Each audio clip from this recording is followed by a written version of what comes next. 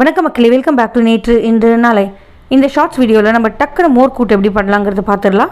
மோர் கூட்டி இன்றைக்கி நம்ம சுரக்காய் வச்சு தான் பண்ண போகிறோம். ரொம்பவே ஹெல்த்தியான இந்த மோர் கூட்டை நீங்கள் அடை கூட சாப்பிட்றதுக்கு ரொம்ப நல்லாயிருக்கும்.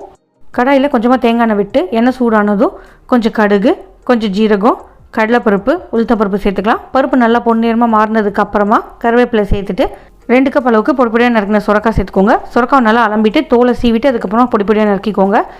ரொம்ப உப்பு தாங்காது, ஸோ கொஞ்சமாக உப்பு சேர்த்துட்டு தண்ணி சேர்த்துட்டு வேக வச்சுக்கலாம். வேகிறதுக்குள்ளேயே நம்ம அரைப்பு ரெடி பண்ணிக்க போகிறோம். கொஞ்சமாக தேங்காய், 2 பச்சை மிளகா, கொஞ்சமாக ஜீரகம் சேர்த்துட்டு இதுக்கு மேலே ஒரு 1/4 கப் தயிர் சேர்த்துட்டு நல்லா அரைச்சி எடுத்துக்கோங்க. தயிர் புளிப்பு இல்லாமல் இருக்கணும். சுரக்காய் வெந்து தான் நமக்கி பாருங்கள். வெந்ததுக்கு அப்புறமா நம்ம அரைச்சி வச்சுருக்க தேங்காய் விழுது கொஞ்சமாக பெருங்காயம் சேர்த்துடலாம். அடுப்பு ஆஃப் பண்ணிவிட்டு ஒரு 1/4 கப் பால் சேர்த்திங்கன்னா உங்களுக்கு புளிக்காமல் இருக்கும். பட் ரொம்ப நேரம் வச்சு சாப்பிடக்கூடாது, உடனே கன்சியூம் பண்ணிடணும்.